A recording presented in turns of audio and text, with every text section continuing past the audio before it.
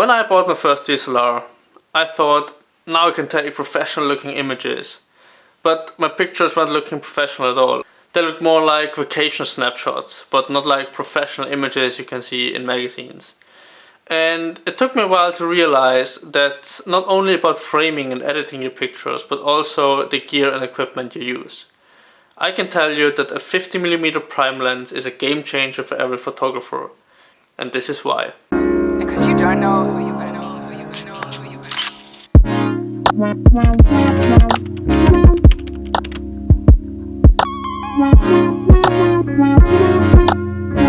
meet. Camera equipment is expensive, I get it.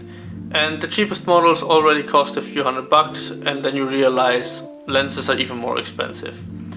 So obviously you start with a kit lens, but bringing your photography game to the next level doesn't have to be that expensive.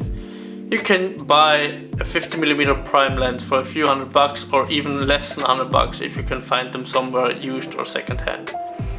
And it was a real game changer for me. I bought my first 50mm for my D5300 a few years ago. I already sold it, but I took amazing pictures with it. So a huge plus for this lens is the low price. Everyone wants the blurred background, and a lot of phones can do that nowadays with software. But sometimes you get weird pictures where things that are supposed to be blurry are sharp and things that are supposed to be sharp are blurry.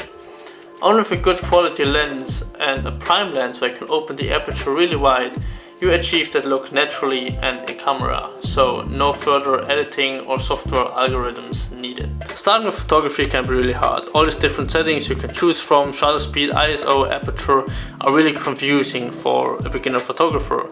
And a beginner doesn't really understand what all these different settings do, so the best thing is to explore all the settings and see the result in the image. But shutter speed and ISO, they are not dependent on your lens you're using. You can use them on any lens. Shutter speed you can change any lens, and the ISO as well, because these are things that are in the body of your camera.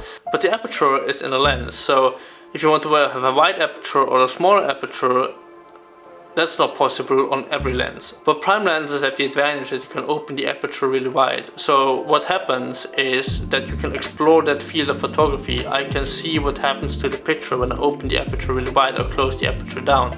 So that helps you to explore the different settings and you understand what they do to your image. People are lazy, and especially when using a zoom lens, they tend to just zoom in and zoom out and take a lot of different pictures without changing their own position where they're standing.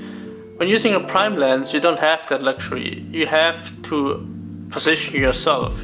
You have to move a step further back or closer to the subject. You have to try out different angles. You have to reframe or recomposition your whole picture. So you're kind of like challenged to be more creative and use what you have. And then new creative ideas come up. So only by challenging yourself you can improve, and that's what you want as a beginner photographer.